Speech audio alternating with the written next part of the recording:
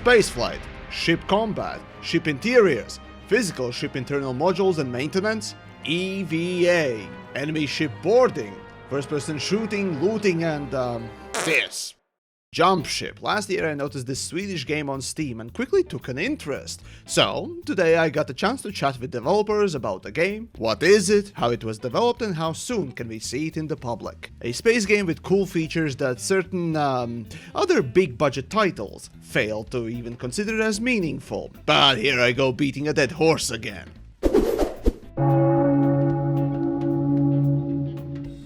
Deep Rock Galactic meets Faster Than Light. That'd be the best summary for the Jump Ship. You start out your adventure in a hub area, select a mission, and a ship, and other yet-to-be-created crap. Classified. Fuck yes. In a 4-player co-op, you and 3 potentially brain-damaged asteroid dorks fly off to the first spot of the mission, and this is where the FTL comparison comes in. Each instance you drop in, you have limited time to screw around and loot and or shoot enemies. Before the game's director, the same sort of asshole from Left 4 Dead games, decides that you've had enough fun and sends in the soft ticking clock, otherwise known as environmental or enemy encouragement for you to leave for the next part of the mission. Along the way, ship will inevitably take damage, and this is reflected in fires inside or outside, and a few other features that simply you need to fix to prevent the ongoing re-scrapping efforts. After all, your ship is your life. You die to a gunshot, get ventilated by a stray asteroid, or become a modern art on someone's windscreen. You can respawn as long as the ship is healthy. Ultimately, depending on the mission you picked, you arrive at the final encounter. The one we checked out was a high-octane, hippity-hoppity, this is now my property type of a deal. As in a typical payday heist when your teammate cluelessly triggers alarms, but in space. And out of all that, what you collect in these missions is new gear for the ship, typical materials, and whatever other features they might implement later, which allows you to specialize or take on more difficult missions. Who are you? Names and titles in the company. I am Philip Kolianos, the game director. And my name is El Kaplan. I'm the CEO of Keepsake. How long have you been making the game?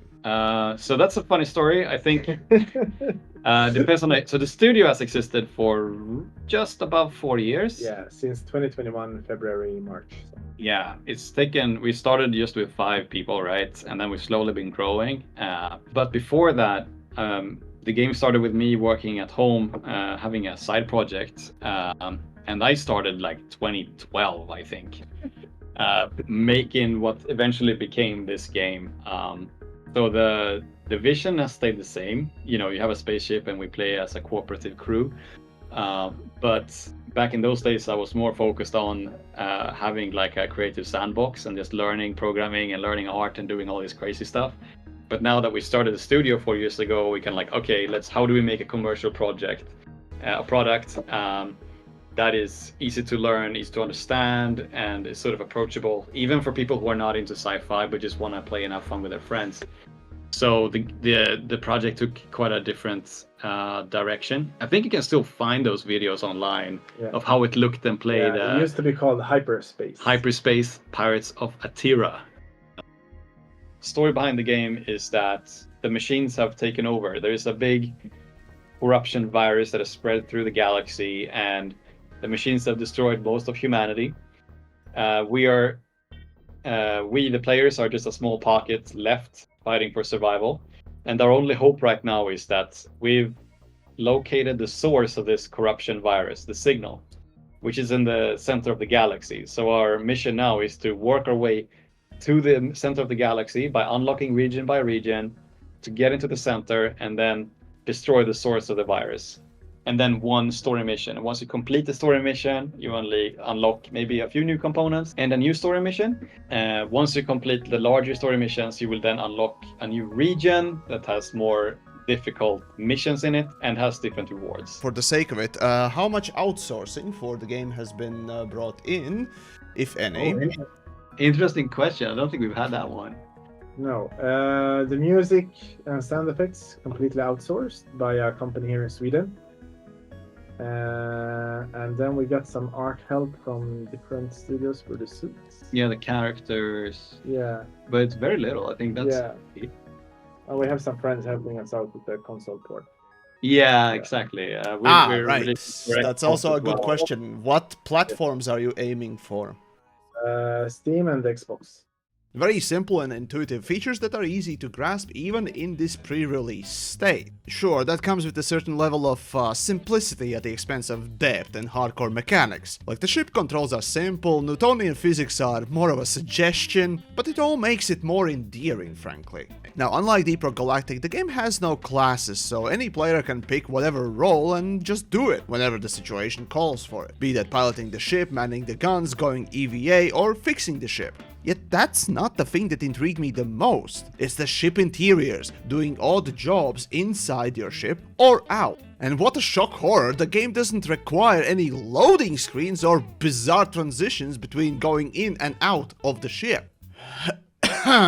Do you know how many games in the spaceship-based category, if you will, actually allow this sort of a freedom? Going from piloting the ship to first-person tinkering inside of the ship, then going outside and walking on the hull, on all degrees and angles like that old Prey game did. Or hell, detach and go completely solo. On a technical scale, there are very few games that offer this kind of a freedom, let alone one that is seamless. Hell, I can even name all of them.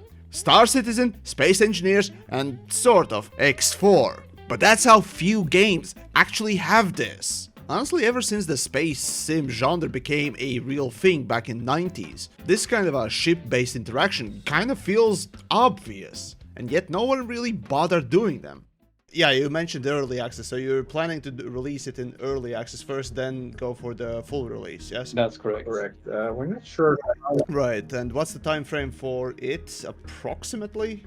The early access release will be launched this summer, but we're not sure how long we will be in early access since, it all depends on the feedback we get and obviously as well how successful we are. Ideally, at least for a year.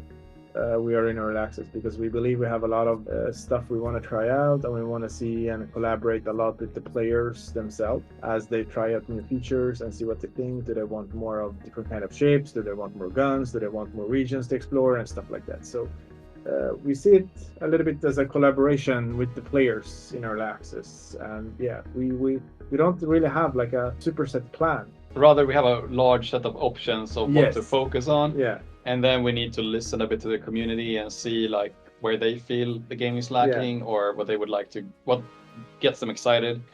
What's the monetization plan for the game? It's gonna be like a premium game. We haven't decided on a price yet, but similar to other co-op games, I guess. And then we will have some paid DLC and some free DLC. We're not sure yet. Like we will explore. But there will be like a price of the game. And then we think that most of our DLCs will be like cosmetics, probably. Sure, the mechanics are unpolished, the effects of boosting are over-exaggerated, sound is, well, let's be frank here, unfinished, and plenty of placeholders, not to mention variety, features, gameplay, let alone balance is not exactly there yet. However, more than anything, this wonderful half-an-hour session showed me the genuinely promising game to be, and the last time I championed a game like this, Everspace 2, it came out great. And as for Jumpship, it has a team that actually tries to innovate the spaceship-based games, and show that it can be simple and yet with technically impressive features. And my god, I can't get over how cool the magnetic boot walking on top of your ship actually is as you're changing the angles on which you're standing, be that upside down or not. It does remind me quite a lot of that old Prey game. Or having your ship with an actual interior where you can do maintenance, repair and more. Again, for a spaceship-based games, this feels like an obvious thing, and yet some ignore it. But okay, I'm beating a dead horse again. But sure, the concept for Jumpship is rather simple. It's Deep Rock Galactic, but with spacey ships. And we're yet to see how the game will fare beyond just this Space Latvians praise. So now it's up to developers to stick the landing. So please remember these age-old words of wisdom. A delayed game is eventually good, but a rushed game is forever bad.